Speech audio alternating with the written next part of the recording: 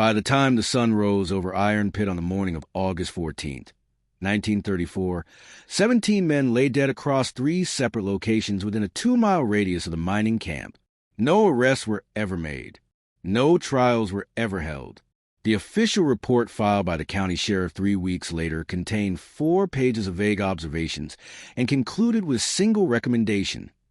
Case suspended pending further witness cooperation. No witnesses ever came forward. The men who killed those 17 miners disappeared into the Appalachian hills like smoke through pine trees, and the community that remained behind learned to speak in careful silences about what happened that summer.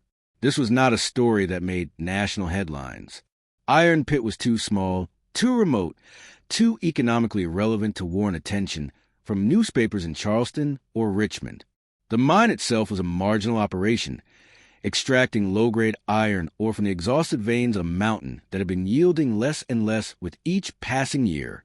The company that owned it, Consolidated Extraction and Refining, operated on thin margins and thinner ethics, paying wages that barely kept families fed and ignoring safety violations that killed 2 or 3 men annually in accidents that were ruled as operator error or acts of God. The men who worked there had no alternatives. The valley was too isolated for other industries, the soil too rocky for farming anything beyond subsistence gardens, and the Depression had closed what few doors might have once led elsewhere. What happened at Iron Pit began with something that should have unified the workers. Instead, it split them down a fault line that had existed beneath the surface of the community for years, invisible until pressure forced it into the open.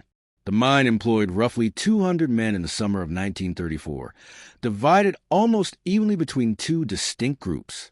The first were the native-born miners, men whose families had worked these mountains for 3 or 4 generations, who spoke with the thick Appalachian drawl that marked them as locals, who attended the Baptist church at the north end of town, and whose social world revolved around kinship networks that stretched back to before the Civil War. The second group were the immigrants, primarily Poles and Hungarians who had arrived in waves between 1900 and 1920, drawn by company recruitment efforts that promised steady work and company housing. These men had their own churches, their own social clubs, their own internal hierarchies. They spoke English with heavy accents, and among themselves reverted to their native languages. Their children attended the same school as the native-born children, but the 2 groups did not mix easily. For years, this division had been manageable. The work underground was brutal enough that ethnic tensions took a back seat to simple survival. Men worked in mixed crews, shared tools, warned each other about unstable ceilings and gas pockets. Above ground, however, the separation was stark. The native-born families lived primarily on the east side of the camp, in homes they owned or rented from individual landlords.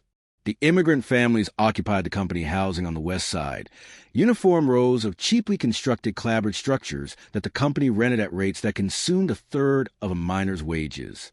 The saloon at the center town served both groups, but invisible lines divided the bar, and fights broke out with enough regularity that most men knew better than to cross into the wrong section after dark.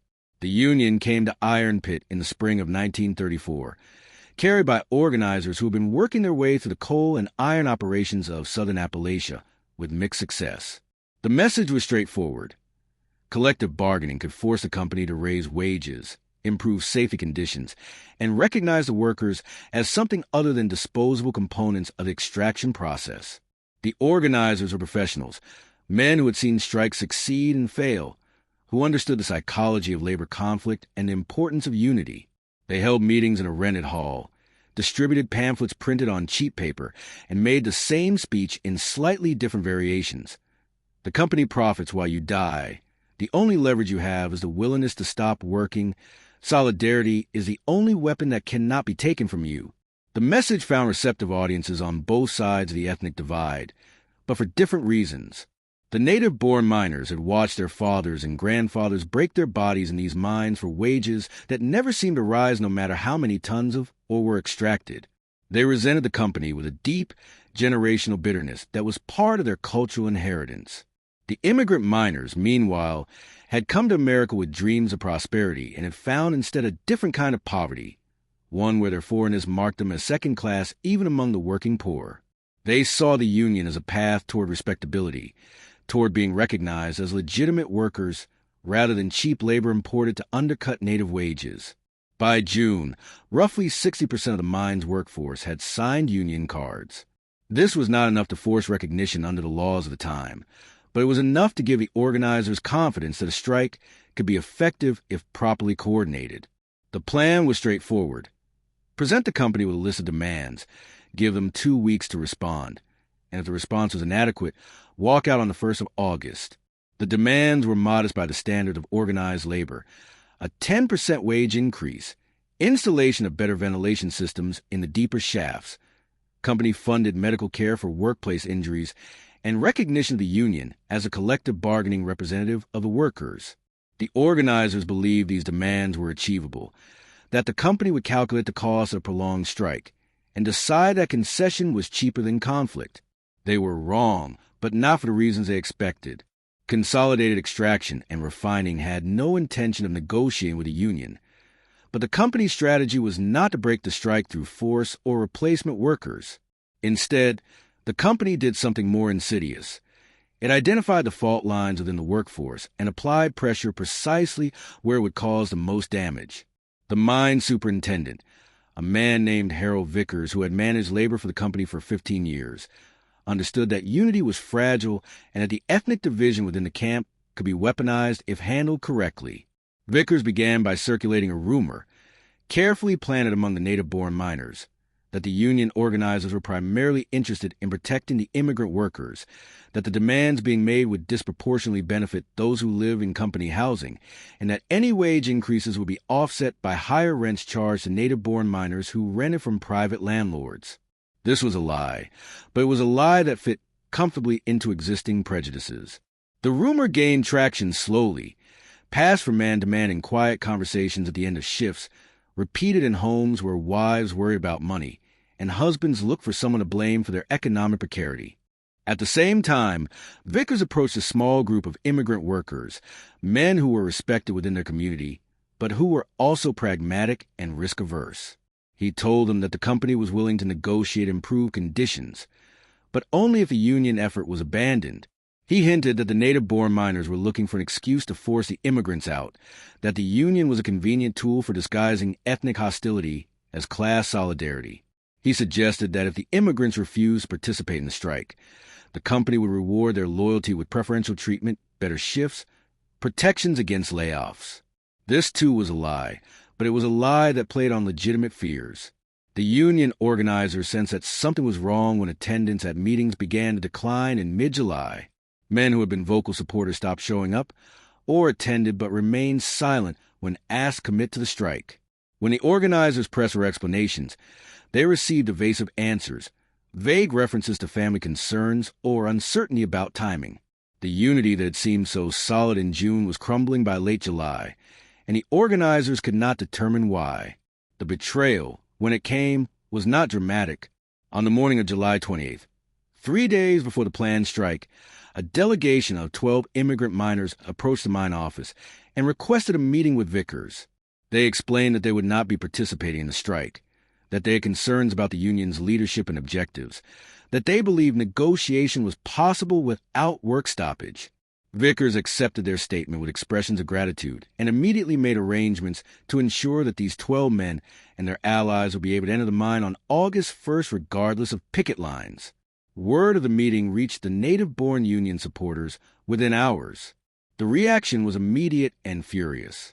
Men who had been cautiously optimistic about the strike now felt betrayed, not by the company, but by their fellow workers. The narrative that Vickers had carefully planted took root with terrifying speed. The immigrants had never been sincere about the union. They had been waiting for the right moment to undermine the strike. They were collaborating with the company to destroy any chance of collective action. The ethnic division that had been manageable for years became a chasm in the space of 72 hours. The union organizers tried to salvage the situation. They called emergency meetings, insisted that the betrayal was the work of a small faction, and did not represent the immigrant community as a whole, urged the native-born miners not to abandon the strike over the actions of a dozen men. But the damage was done. Trust, once broken, could not be easily repaired. And in a community as small and isolated as Iron Pit, broken trust was a contagion that spread faster than any organizer's rhetoric could contain. On the morning of August 1st, roughly 80 men gathered outside the mine entrance to form a picket line. This was fewer than half the number the organizers had hoped for, but it was still significant. They carried signs, chanted slogans, blocked the road that led to the main shaft. At 7 a.m, a company truck approached carrying the 12 immigrant miners who had broken with the union. The picketers blocked the truck, demanded that the men inside turn back, shouted accusations of betrayal and collaboration. The truck stopped, the driver arguing that the men had a right to work, the picketers responding that crossing the line made them enemies of every worker in the valley. The confrontation lasted 20 minutes. At some point, someone threw a rock that shattered the truck's windshield.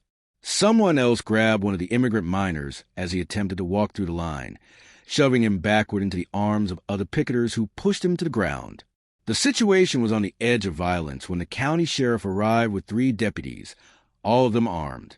The sheriff was a man named Clayton Ricks, a native of the valley who had been elected on the promise of maintaining order and who had no sympathy for labor disputes. He ordered the picketers to disperse, declare that the road was public property and could not be blocked, and threatened arrest if the men did not comply. The picketers backed away, but not far. They reformed the line 20 yards from the mine entrance, close enough to shout the men entering, but far enough to avoid arrest. The 12 immigrant miners entered the mine under the sheriff's protection, and the message was clear. The company had the law on its side, and the strike was effectively broken before it had truly begun. The next 3 days were marked by a tense, unstable calm. The picket line persisted, but with diminishing numbers and energy. The mine operated at reduced capacity, with the 12 immigrant miners and a handful of others working shifts under the watchful eyes of sheriff's deputies. The union organizers held meetings where attendance continued to decline, where men who had been enthusiastic supporters now expressed doubts, where the conversation shifted from solidarity to accusations. The native-born miners blamed the immigrants for the failure of the strike.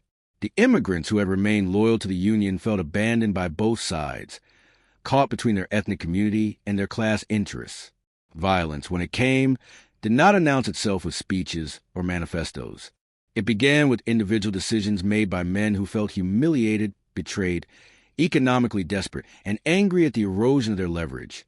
On the night of August 4th, a group of 5 native-born miners, men in their 20s and 30s who had been vocal union supporters, met in the woods outside the camp and made a plan. They knew where the 12 strikebreakers lived, all of them in company housing on the west side. They knew the schedule of the sheriff's patrols. They knew that the only way to restore the strike's credibility was to make crossing the picket line costly enough that no one would dare attempt it.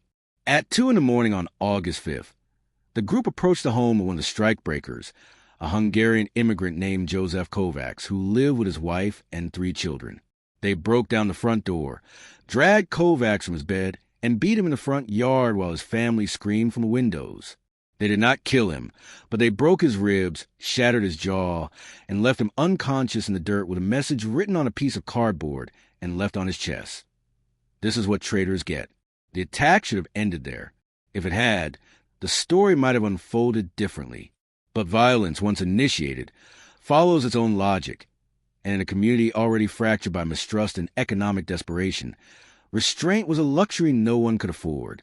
The immigrant community responded not with appeals to law enforcement, but with their own organizing. Within 24 hours, a group of immigrant miners, led by a Polish man named Stanislaw Borowski, who had worked at Iron Pit for 15 years and who commanded respect across ethnic lines, decided that protection required force. They armed themselves with mining tools, with rifles kept for hunting, with improvised weapons, and they made it known that any further attacks on immigrant families would be met with immediate retaliation. The native-born miners, meanwhile, interpreted this as confirmation of their suspicions. The immigrants were not victims but aggressors, not fellow workers but a hostile faction that needed to be driven out. Meetings were held in secret, in homes and barns scattered across the east side of the camp, where men spoke in low voices about defense and about offense, about protecting their community and about cleansing it. The language used was a language of war, and the psychology was a psychology of tribal conflict, where the other side was no longer workers with shared interests, but enemies whose presence was itself a threat. On the night of August 7th, 3 immigrant miners who had continued to work despite the strike were ambushed on their way home from a late shift. They were walking together along the dirt road that connected the mine to the camp when a group of native-born miners emerged from the trees, armed with clubs and knives. The attack was swift and brutal. 2 of the men were beaten severely but survived. The third, a Hungarian named Istvan Molnar, was stabbed multiple times and left to die on the side of the road. His body was discovered at dawn by a company foreman, who immediately reported the killing to Sheriff Ricks. Ricks arrived at Iron Pit with 8 deputies and a warrant for the arrest of 5 native-born miners, whose names had been provided by witnesses. The arrests were carried out without resistance, but they did nothing to calm the situation. The native-born community saw the arrests as proof that the law was siding with the company and the immigrants. The immigrant community saw the arrests as inadequate, a token gesture that would not prevent further attacks. Molnar's funeral was held on August 9th, attended by nearly every immigrant family in the camp, and the atmosphere was not one of mourning, but of rage barely contained. That night, the immigrant miners gathered in the community hall on the west side of the camp, a large wooden structure that served as their social center. Borowski stood before the assembled men and spoke in English, then in Polish, then in Hungarian, repeating the same message. They could not rely on the sheriff to protect them. They could not rely on the company. They could not rely on appeals to justice. The only option was to demonstrate that attacks would be met with such overwhelming force that no one would dare attack again. This was not a call for revenge, Borowski insisted, but for self-defense. But in the context of a community that had spent 2 weeks sliding toward open conflict, the distinction was meaningless. The plan was to send a message that could not be misunderstood. On the night of August 10th, a group of approximately 20 immigrant miners, armed with rifles and shotguns, left the west side of camp and moved toward the east side. Their target was the home of a man named Vernon Hale, one of the 5 arrested for the ambush that had killed Molnar, who had been released on bail pending trial. The group approached Hale's house just after midnight, surrounded it, and called for him to come outside. When he did not, they opened fire, pouring rounds into the structure until the windows were shattered and the walls were splintered. Hale and his wife survived by hiding in the cellar, but the message was delivered. The immigrant community was no longer passive. The shooting triggered a response that escalated the conflict beyond individual retaliations into something approaching organized violence. By the morning of August 11th, both sides of the camp were armed and fortified. Men stood guard outside homes, patrolled the boundaries of their respective territories, and prepared for attacks that everyone believed were inevitable. The sheriff, recognizing that the situation was beyond his capacity to control, sent a telegram to the state capital requesting assistance from the National Guard.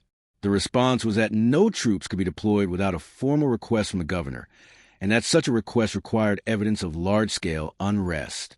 A few shootings and beatings, the state officials concluded, did not meet that threshold.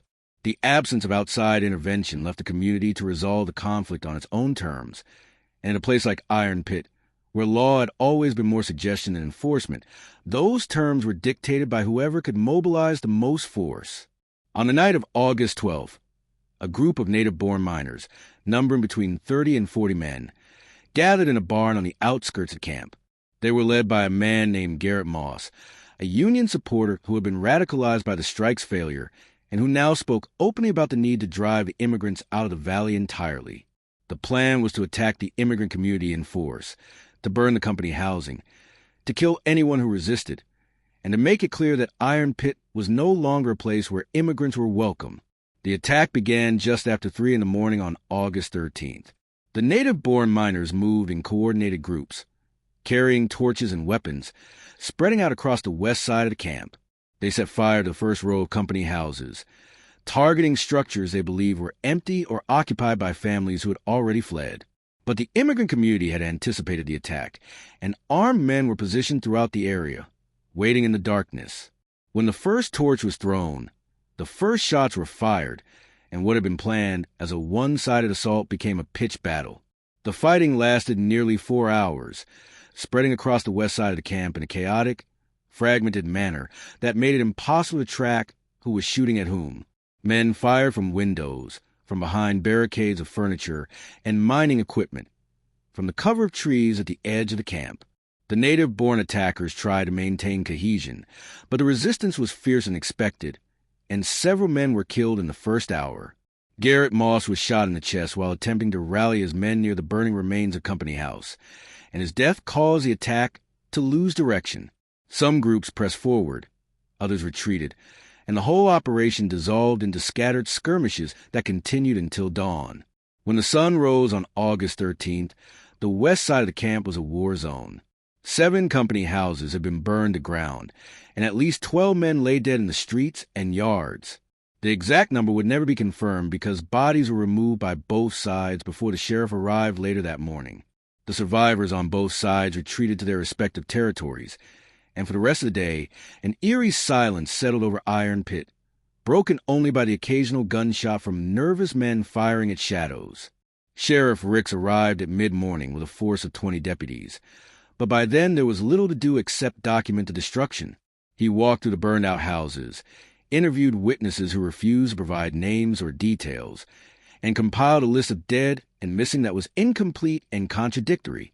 The company superintendent, Harold Vickers, emerged from the mine office where he had remained throughout the night and stated that the company was suspending all operations indefinitely. He blamed the violence on outside agitators and radical union organizers, a narrative that the sheriff dutifully recorded in his report. But the violence was not finished. On the night of August 13th, a group of immigrant miners, led by Stanislav Borowski, made a decision that would define the final chapter of the conflict. They knew that the native-born attackers were regrouping, that another assault was likely, and that defense alone would not guarantee survival. They decided to strike first, to attack the native-born leaders before they could organize another offensive. The target was a meeting that was rumored to be taking place at the home of a man named Thomas Radcliffe, a respected figure in the native-born community and a known supporter of the Union before it collapsed. The group of immigrant miners, numbering around 15 men, approached Radcliffe's home just after midnight on August 14th. The house was located on the east side of the camp, isolated from its neighbors by a quarter-mile of dense woods. When the group arrived, they found 7 native-born miners inside, meeting around a kitchen table, discussing plans of what would happen next. The immigrant miners surrounded the house, called for the men inside to surrender, and when they refused, opened fire. The shooting lasted less than 10 minutes. The men inside tried to return fire, but they were outgunned and trapped. By the time the shooting stopped, all 7 men inside were dead, including Thomas Radcliffe, who was found slumped over the table with 3 bullet wounds in his back. The immigrant miners left the scene quickly, knowing that the sound of gunfire would bring attention, and disappeared back into the west side of the camp. The killings at Radcliffe's home marked the effective end of the violence, not because anyone chose peace, but because both sides had exhausted themselves. The native-born community had lost its leadership and its will to continue the fight. The immigrant community, having struck what they believed was a decisive blow, withdrew into defensive positions and waited to see what would happen next. The camp fell into a tense, fragile calm, where people moved cautiously, avoided eye contact with members of the other group, and spoke in whispers about who had killed whom and who might be next. Sheriff Ricks returned to Iron Pit on August 15th with a larger force and a mandate from the state to restore order. He arrested 3 immigrant miners, including Stanislav Borowski, based on witness testimony that connected them to the Radcliffe killings. He also arrested 2 native-born miners who had survived the attack on the west side and who were identified as having participated in the burning of the company houses. The arrests were largely symbolic, an attempt to demonstrate that law was being enforced, but everyone in the camp understood that the legal process would go nowhere. Witnesses refused to testify. Evidence disappeared, and the few statements that were given were so contradictory that no coherent case could be built. By September, the charges against all 5 men had been quietly dropped. The official explanation was insufficient evidence, but the reality was that the county prosecutor recognized that bringing the case to trial would require cooperation from a community that had collectively decided to forget what had happened. The arrested men were released, and they left Iron Pit within days, understanding that their continued presence would only prolong the tensions. The company, meanwhile, made its own decisions. Consolidated Extraction and Refining announced in late August that Iron Pit Mine would not reopen, citing unsafe conditions and economic unfeasibility. The decision was presented as a business calculation, but everyone understood that the company was abandoning the operation rather than dealing with the aftermath of the violence. The mine was closed permanently. The equipment was sold off, and by the end of 1934, most of the families in the camp had left, scattering to other towns and other mines, taking their stories with them but rarely speaking them aloud. The investigation, such as it was, concluded with Sheriff Ricks submitting his final report in early September. The document was brief, vague, and inconclusive. It listed 17 confirmed deaths, though local rumors placed a number higher, possibly as high as 25 if disappearances were included. It identified no specific perpetrators, offered no clear timeline of events, and made no recommendations for prosecution.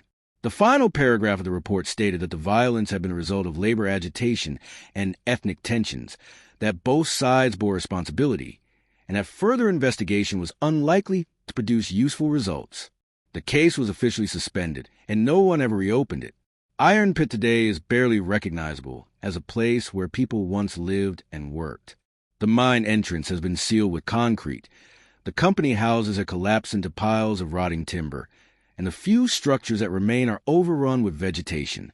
The road that once led to the camp is barely passable, used only by hunters and hikers who occasionally stumble upon the ruins without understanding what happened there. There are no historical markers, no memorials, no acknowledgement that 17 men died in a conflict that consumed the community in the span of 2 weeks. The descendants of the families who lived in Iron Pit scattered across the country, and most of them know only fragments of the story, passed down in whispered conversations that trailed off into uncomfortable silences. The official history of the region makes no mention of the violence, treating the closure of the mine as an economic footnote rather than the consequence of bloodshed. The few written accounts that exist are buried in county archives, accessible only to researchers who know to look for them, and even those documents reveal little beyond the bare facts: dates, names, causes of death recorded as gunshot wounds or blunt force trauma. But in the communities where survivors and their families settled, the story of Iron Pit persisted in coded language and half-told anecdotes. It became a cautionary tale about the dangers of division, about how quickly solidarity can collapse under pressure, about the violence that simmers beneath the surface of desperate communities. It was not a story that was told to outsiders, but a story that was kept within families, passed down as a reminder of what happens when people turn on each other instead of on the forces that oppress them both. The union organizers who had come to Iron Pit in the spring of 1934 left after the violence, moving on to other mines and other campaigns. They rarely spoke about what had happened, and when they did, it was in terms of lessons learned, the importance of maintaining unity, the danger of allowing divisions to fester, the need to anticipate how companies would exploit existing tensions. But they also recognized that they had underestimated the depth of ethnic hostility in places like Iron Pit, that they had assumed shared economic interests would override cultural divisions, and that assumption had been proven catastrophically wrong. The failure at Iron Pit was not unique. Across the Appalachian region in the 1930s, union organizing efforts often ended in violence, sometimes between workers and company enforcers, sometimes between different groups of workers themselves. The Depression had created conditions where solidarity was both essential and impossible, where economic desperation made people willing to fight for better conditions, but also willing to betray each other for the promise of security. The line between comrade and enemy was thinner than any organizer wanted to admit. And in places where ethnic and cultural divisions existed, that line could vanish entirely. The violence at Iron Pit was a violence of men who had been promised that collective action could change their circumstances, who had believed briefly that they could challenge the power that exploited them, and who had watched that promise collapse into recriminations and bloodshed. It was a violence of humiliation, of betrayal both real and perceived, of rage that had no productive outlet, and that turned inward on the community itself. It was a violence of people who understood that they were powerless and who sought to reclaim power in the only way available to them, through force directed at targets close enough to reach. The men who died at Iron Pit were not heroes or villains. They were workers who made choices in impossible circumstances, who were manipulated by a company that understood how to turn their desperation against them, who allowed anger to override judgment, and who paid for those choices with their lives. They were men with families, with histories, with hopes that were never realized, and their deaths accomplished nothing except to destroy what little remained of the community they had lived in. The 17 confirmed dead were buried in scattered locations, some in family plots in distant towns, others in unmarked graves in the woods around Iron Pit. No collective memorial was ever erected, no ceremony held to honor them or to acknowledge the tragedy of their deaths. The community that remained fragmented and dissolved, and within a generation, Iron Pit was a ghost town. Its history reduced to ruins that meant nothing to anyone who did not know what happened there. The official silence surrounding the violence was not the result of conspiracy, but a collective exhaustion. No one wanted to speak about what had happened, to relive the trauma, to assign blame in ways that would only perpetuate divisions. The legal system offered no justice. The economic system offered no compensation. And the only option left was to forget, to move on, to start over somewhere else. And so the story of Iron Pit became a story that was not told, a history that existed only in fragments, in rumors, in the silences that fell when certain names were mentioned. But the violence itself could not be erased, even if the details were lost. The families who carried the memory of Iron Pit forward carried it as scar tissue, as unhealed wounds that shaped how they understood conflict and solidarity and the fragility of communities under pressure. They carried it as a warning, a reminder that violence, once initiated, follows its own logic and respects no boundaries. They carried it as evidence that the forces that divide people are often stronger than the forces that unite them, and that without vigilance, those divisions can turn ordinary places into killing grounds.